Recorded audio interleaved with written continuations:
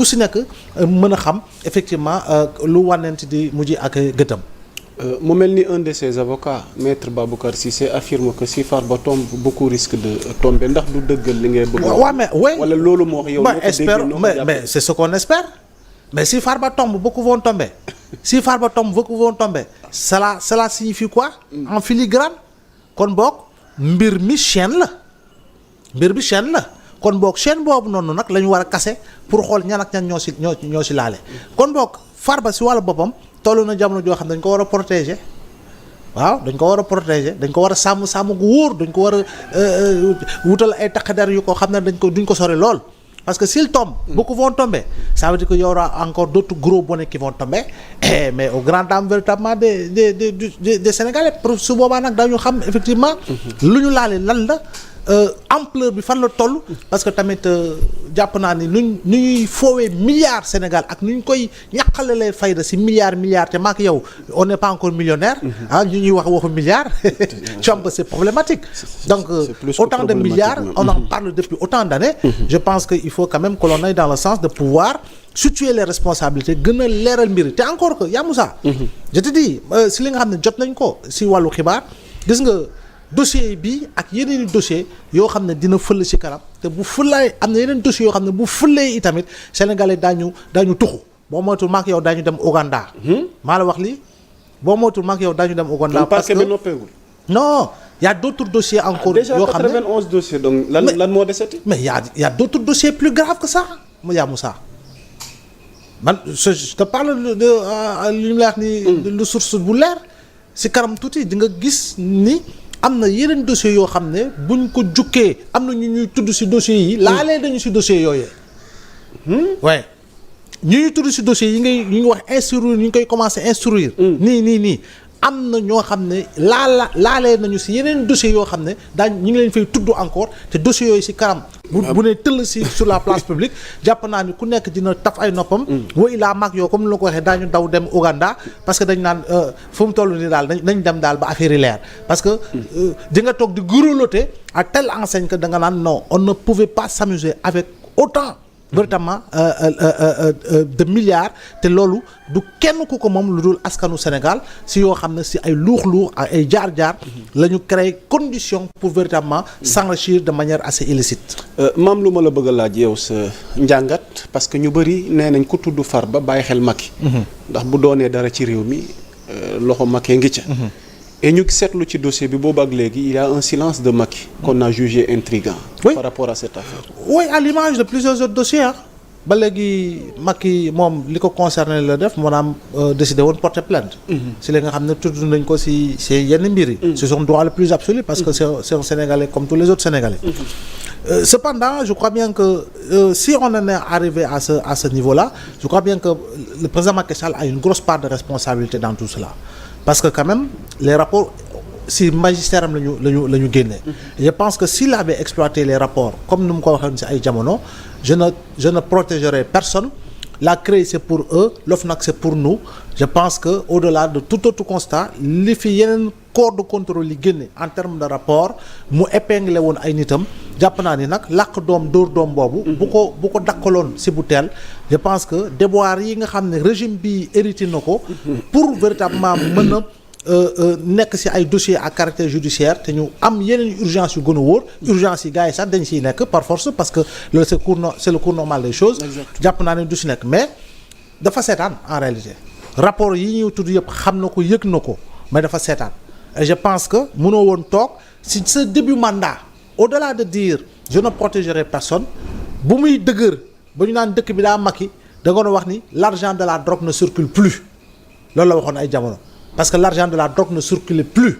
Donc bu ñu nee l'argent de la drogue ne circulait plus jàppoon nañu kon boog di nga instaurer un système de bonne gouvernance efficiente sobre et vertueuse. boo xam ne dégg nga maam li ñuy tudd si lii nga xam ne moo di dilapidation prévarication opération de prévarication du foncier et des deniers publics duñ si mën a yegg parce que di nga teel a jël say matuwaay punir ñu nga waroon punir mais jàpp naa ne tam da nga créer conditions yoo xam ne dafa mel ni daal yow yaa nekk ca kaw.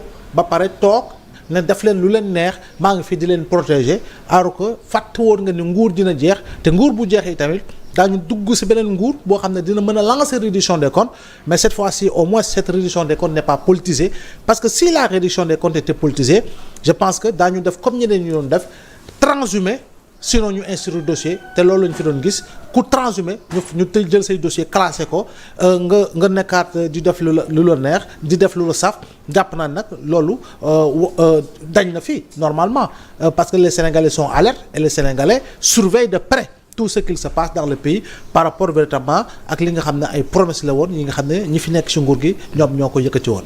ñu terminer ak Macky Sall ci xibaar gi ñu jot ni mi ngi préparer défense am pour d'éventuelles poursuites judiciaires noo gisee situation Macky Sall ak défendre sa préparer sa défense si lan qu'est-ce qu'il a à se reprocher d'abord tudd yi ñu koy tudd waaw mais ci dossiers yi bëri mais dem nañ sax ba moo fi waxoon ne bëri na dossiers yoo xam ne maa ci teg samay conc te xamal nañ ne bëri na dossiers yoo xam ne tey buñ ci tuumaalee sentif danoo jàpp ni xëy na moo ci tegoon concom te lu bëri ci réew mi tamit responsabilité am daf cee engagé wu. xam nga dossiers yu mu teg concom sax jàpp naa ni du dossier yoo xam ne ñàngoon na ñàngu yu bëri mais dossiers yi ñàng yi moom si au mi la si tegoon nga ne ma waaye dossiers yi ñàng yi tegu koon si conc yi si au mi la ko tegoon te dossiers yooyu lu bëri sax génnagul te am na lu bëri lu war a génn te itamit le seul responsable par rapport à tout cela c'est le président de la République, c'est sa responsabilité qui est fortement et à tout point de vue c'est sa responsabilité qui est engagée. jàpp naa ne nag loolu kenn du ko werante yaa Moussa. L'autre élément mooy du dossier yi kese y a des faits qui se sont passés dans ce Sénégal-là entre mars 2021 ba 2024 période bu ñuy reporter élection présidentielle bi. Il y a plus d'une 80aine de morts. Quelle est la responsabilité du président Macky Sall? Il y a eu des centaines de blessés. Quelle est sa part de responsabilité dans tout cela? Il y a eu également des milliers d'arrestations. Quelle est sa part de responsabilité? La loi d'amnistie, c'est sa propre loi à lui. C'est sa propre loi à lui. Dans quelles conditions, dans quelle situation?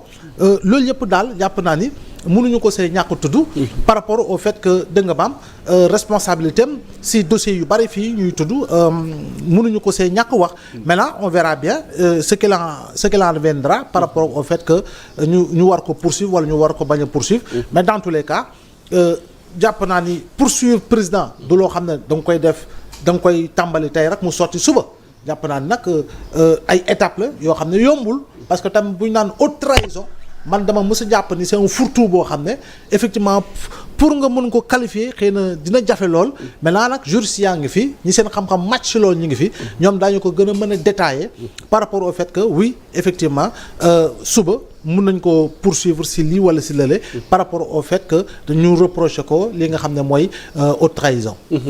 ñu ñëw ci beneen pàcc waxtaan wi jëm ci kàddu yi jëm ci mbirum ethnie. Débat sur les propos ethnicistes ndax am na ñu mu warlul kaso.